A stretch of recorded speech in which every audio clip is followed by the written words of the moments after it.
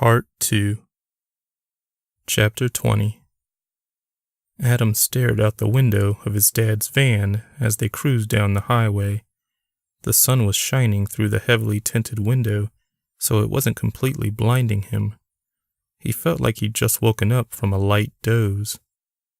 He was on the soft cream-colored rug, leaning against the driver's seat.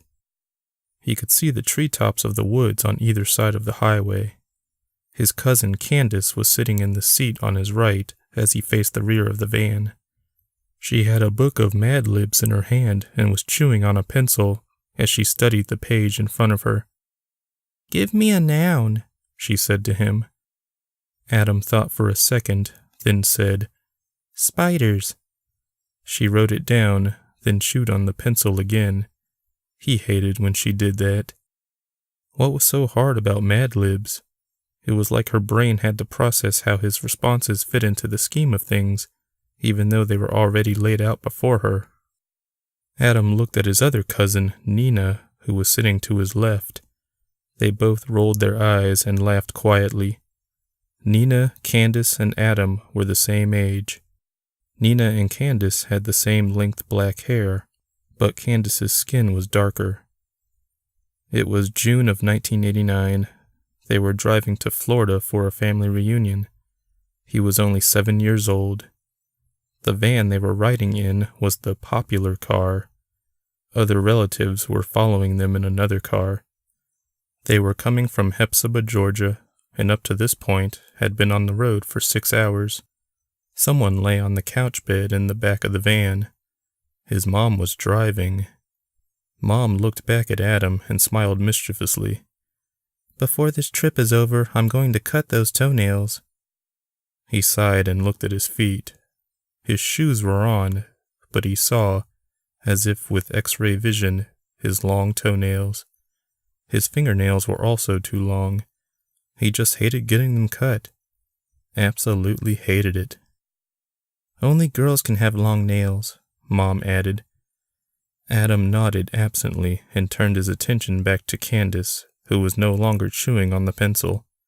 She was looking at him expectantly. "Are you ready?" she snapped at him. It took him a second to realize she was referring to the Mad Libs. He nodded. It had something to do with raining spiders. He laughed so hard he thought he was going to die. He saw the man stir on the couch in the back and stifled his laughter. He suddenly remembered who was on that couch. It was Dad. Adam felt compelled to jump up and hug his father. But why? He saw Dad all the time.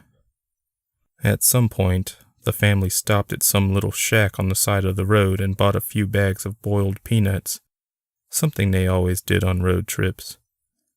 Adam loved boiled peanuts so much as a kid and regretted in his later years not treating himself to them again.